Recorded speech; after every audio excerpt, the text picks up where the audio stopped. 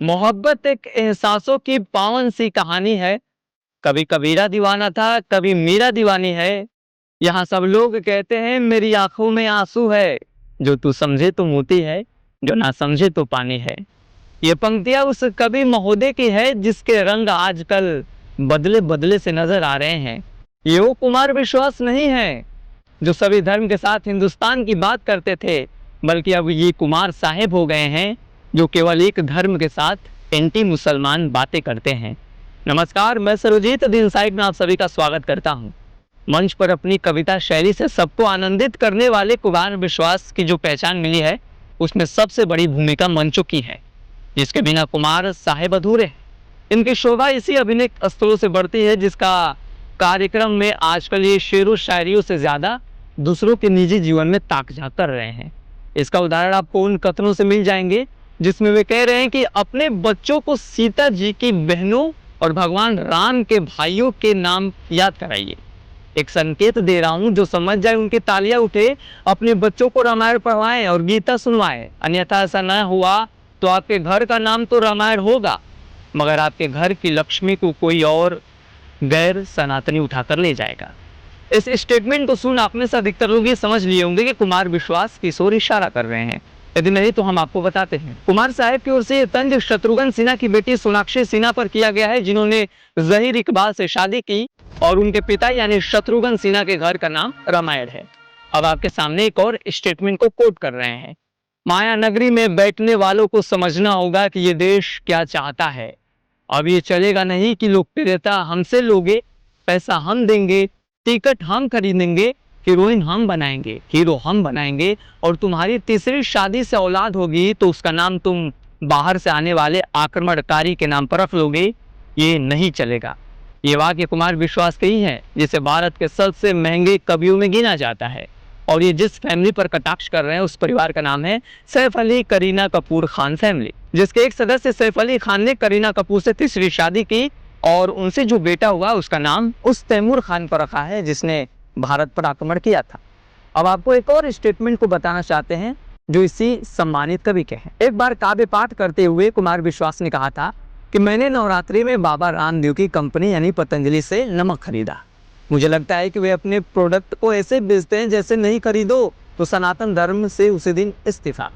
विश्वास आगे कहते हैं कि इस प्रोडक्ट पर लिखा था कि 25 लाख साल पुराने हिमालय से निकाला हुआ नमक, और नीचे एक्सपायरी डेट की लाइन थी जिस पर 7 फरवरी की तारीख थी।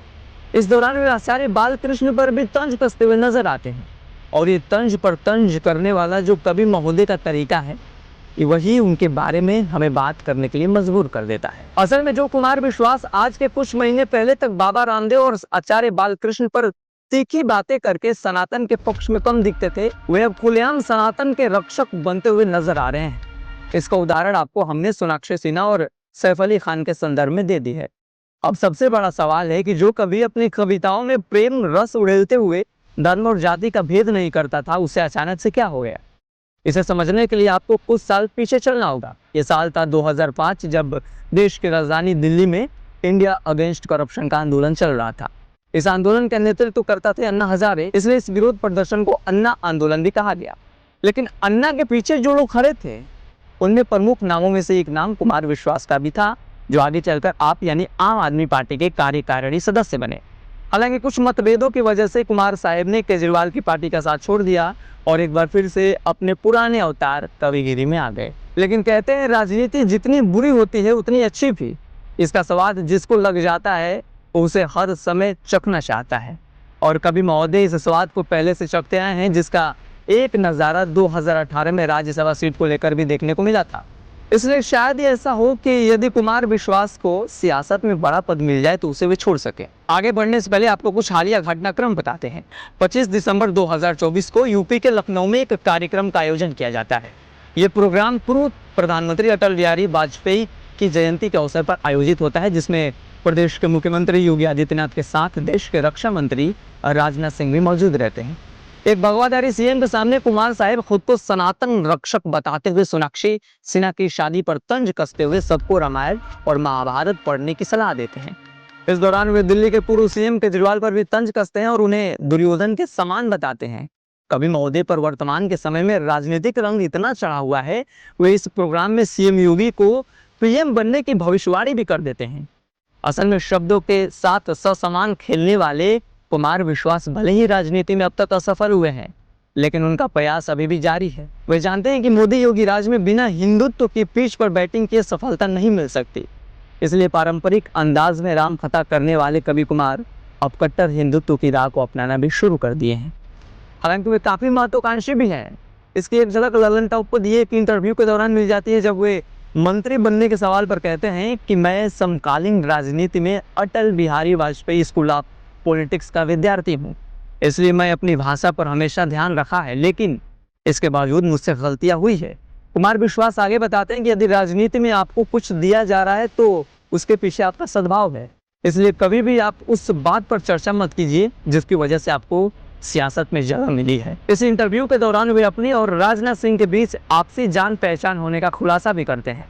इस खुलासे के तहत ये बताते हैं कि जब जब किसी का काम फंसता था तो मैं राजनाथ सिंह के जरिए सीधे गृह मंत्रालय से उस काम को पूरा करवाता था।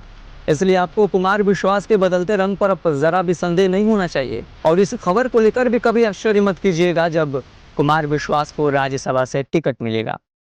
तो ये कुमार विश्वास के बदलते मिजाज को लेकर द इनसाइड के विचार है, जिसमें कुछ लोगों के पर्सनल लाइफ की बातें तो है, लेकिन इसकी आवाज को सीधे उन सियासतदानों तक पहुंचानी है जहां से कुर्सी की चाह पूरी होती है। बहरहाल क्या सोचते हैं आप इस पूरे वीडियो को लेकर, कमेंट बॉक्स में हमें जरूर बताएं। वीडियो पसंद आई हो तो इसे लाइक करें, शेयर करें और द इनसाइड को सब्सक्राइब करना ना भूलें। धन्यवाद।